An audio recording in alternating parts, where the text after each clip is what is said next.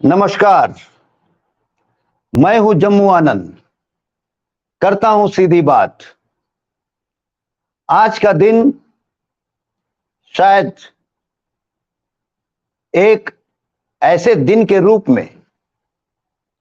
याद रखा जाएगा कि किस तरीके से सरकार छल और कपट करती है, और ये भी उन लोगों से जो इस देश का नाम रोशन करते हैं। आज का दिन इसलिए भी याद रखा जाएगा कि जो स्वयं घोषित संस्कारों और चरित्र निर्माण के ठेकेदार बने बैठे हैं और इस देश की बेटियों की इज्जत लूटी गई है, और जिसकी सरेआम चर्चा इस देश में हो रही है, अखबारों में छप रहा है, लेकिन चरित्र निर्माण और संस्कारों की बात करने वाली संगठन आरएसएस, राष्ट्रीय स्वयंसेवक संघ, उस व्यभिचारी, उस माफिया, गुंडा, डॉन, यौन शोषणकर्ता के साथ खड़ी रही है। आज का दिन इसलिए भी याद रखा जाएगा कि जिन पहलवानों ने विदेशों में जाकर दुनिया के अलग अलग देशों के पहलवानों को पटकनी दी और मेडल लाए, आज ऐसे होनहार महिला बेटियां पहलवानों को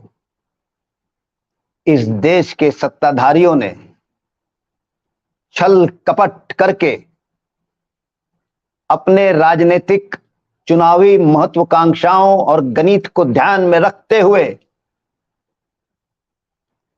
एक डॉन, एक माफिया के साथ खड़े रहे और बेटियों को जो है खुले आसमान के नीचे उनकी इज्जत के साथ जिन लोगों ने खिलवाड़ किया, जिनके खिलाफ वो संघर्ष करते रहे, उनको इस देश के सत्ताधारियों ने, इस देश का प्रधान सेवक और प्रधानमंत्री और गृह मंत्री ने उन महिला पहलवानों को बिना कुश्ती लड़े ही अपने गलत इरादे और कपट के चलते उन बेटियों को पटकनी दे दी। आज का दिन सही मायने में हर भारतवासियों के लिए एक निराश, अफसोस, यहां तक मनी मन जो है एक गुस्सा पैदा करने वाला दिन है। आज का दिन हर भारतवासियों का शर्म से सर झुक गया है। हर व्यक्ति आज ठगा हुआ महसूस कर रहा है। देश का नागरिक हारा हुआ, ठगा हुआ महसूस कर रहा है, क्योंकि जो जाल इस देश के सत्ताधारियों ने,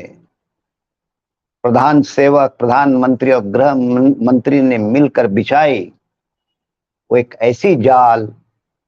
जिसमें जो पीड़ित है उन्हें अपराधी बना दिया गया, और जो अपराधी है वो हर प्रकार की राहत की सांस लेते हुए, सीना चौड़ा करते हुए घूम रहा है बेशर्मी के साथ। आज का दिन एक भारतवासी होने के नाते, एक नागरिक होने के नाते उसके दिलों में कई सवाल खड़े हो रहे हैं। जिन बेटियों के मेडल जीतने के बाद न जाने कितने लोगों ने फोटो खिंचाए हैं, अपना चेहरा चमकाने की कोशिश किए हैं, आज उन बेटियों को जिस तरीके से छला गया है और जिस बेशर्मी के साथ, जिस कायरता के साथ चंद वोटों के जोड़ घटाने को लेकर सत्ता इतनी भी नंगी हो सकती है, सत्ता इतनी भी बेशर्म हो सकती है, सत्ता इतनी अमानवीय हो सकती है, सत्ता अपनी ही बेटियों के साथ इस प्रकार की दगाबाजी कर सकती है, इसकी कल्पना कम से कम 75 साल के आजादी के बाद जिस देश के अंदर लोकशाही है, जिस लोकशाही का परचम लेकर हम पूरे दुनिया में देश का प्रधानमंत्री, देश का प्रधान सेवक ये कहता है कि दुनिया की लोकशाही का पाठशाला भारत है, वो तमाम लोग आज बहुत ही मानसिक रूप से परेशान महसूस कर रहे हैं। जिस प्रकार का षड्यंत्र रचा गया और कानून को तार तार किया गया, मुझे बड़ा अफसोस भी है, दुख भी है और गुस्सा भी है कि दिल्ली का जो पुलिस कमिश्नर है वो अपनी पत्नी से कैसी बात करता होगा। अगर दिल्ली के पुलिस कमिश्नर को लड़कियां हैं तो क्या वो पुलिस कमिश्नर अपनी लड़कियों से आंख में आंख डालकर बात कर पाता भी होगा क्या? क्या दिल्ली पुलिस कमिश्नर के घर की लड़कियां, बेटियां और महिलाएं इतनी हिम्मत कर पाएगी क्या ये कहते हुए, पापा आप इतने बड़े कमिश्नर हो, आपके कंधों पर न जाने कितने स्टार लगे हैं, आपके आगे पीछे न जाने कितनी फौज रहती है, और आप कभी कभी घर में ऐसी कहानियां भी शायद सुनाते हो कि मैंने क्या कर नहीं दिखाया, मैंने अच्छे अच्छे को जो है नशा उतार दिया, बड़े से बड़े गुंडे को मैंने किस तरीके से हवाले में, थाने में बंद कर दिया। क्या वो पुलिस कमिश्नर आज जिस प्रकार से इस देश की बेटियों के साथ व्यवहार किया है, क्या वो पुलिस कमिश्नर अपने घर के महिलाओं के साथ बात करने की नैतिकता और हिम्मत करता भी होगा क्या? ये भी एक सवाल मेरे दिमाग में सुबह से चल रहा है कि जिस नाबालिग बालिक लड़की ने, पहलवान ने शिकायत दर्ज कराई, मजिस्ट्रेट के सामने बयान हो गया, पोक्सो कानून के तहत गुना दर्ज हो गया है, और ये पूरी व्यवस्था हमारी उस पीड़िता के साथ खड़ी नहीं हो पाई, उस पीड़िता को ये हिम्मत नहीं दिला पाई कि वो, या उसके परिवार को ये हिम्मत नहीं दिला पाई कि वो अपना बयान बदल ले। कितनी शर्म की बात है।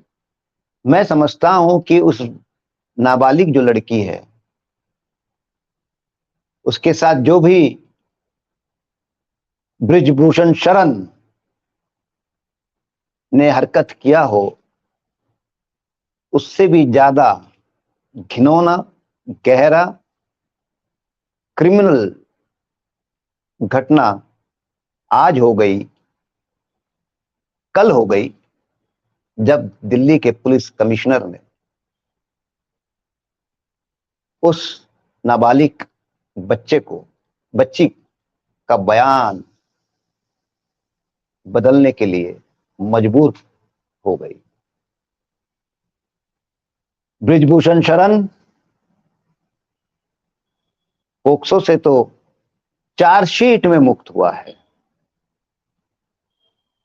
क्रिमिनल जस्टिस सिस्टम के मुताबिक किसी आरोपी को एक बार चार्जशीट फाइल होने के बाद उसको जब तक कि न्यायालय कोई सजा ना सुना दे, उसको गिरफ्तार नहीं किया जा सकता। ये महिला पहलवान जिस मांग को लेकर संघर्ष कर रहे थे, पहला संघर्ष गुनाह दर्ज कराने का,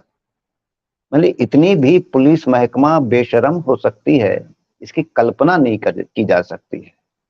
पहले तो उन बेटियों को इसलिए लड़ना पड़ा कि हमारा जो शिकायत है वो पुलिस वाले ले नहीं रहे हैं, उसके लिए भी उनको सुप्रीम कोर्ट जाना पड़ता है। और सुप्रीम कोर्ट के निर्देश पर दिल्ली पुलिस गुनाह दर्ज करती है,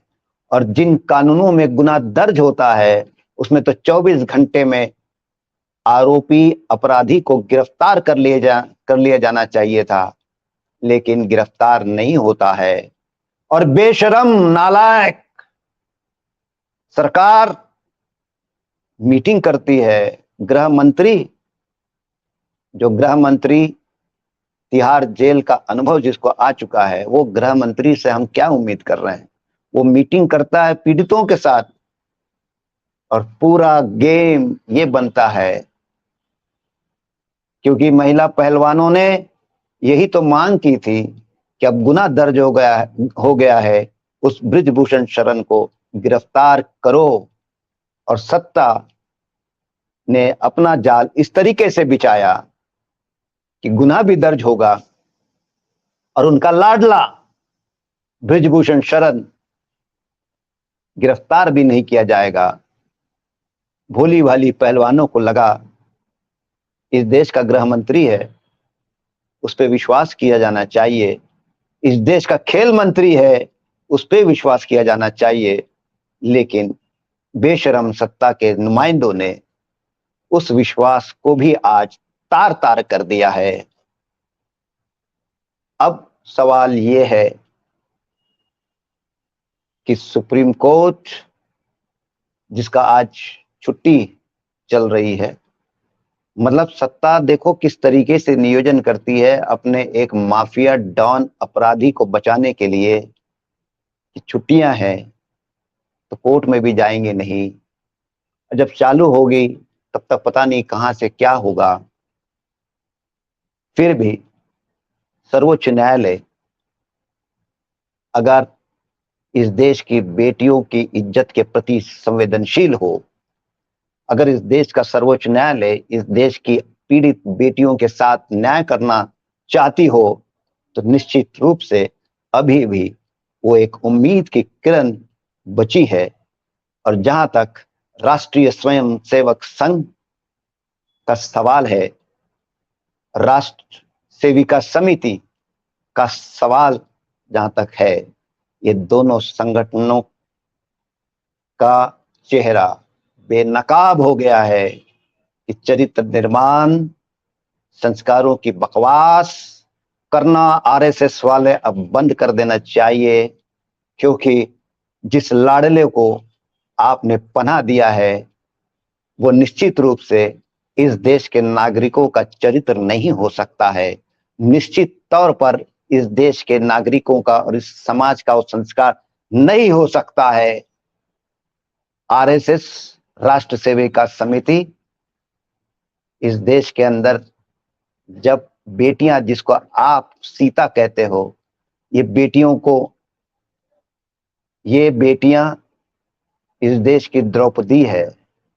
और खुलेआम जब उनकी इज्जत के साथ खिलवाड़ हुआ तो संस्कारों के ठेकेदार और चरित्र निर्माण के ठेकेदार किस बिल में घुस गए पता नहीं चला। इसके लिए इस देश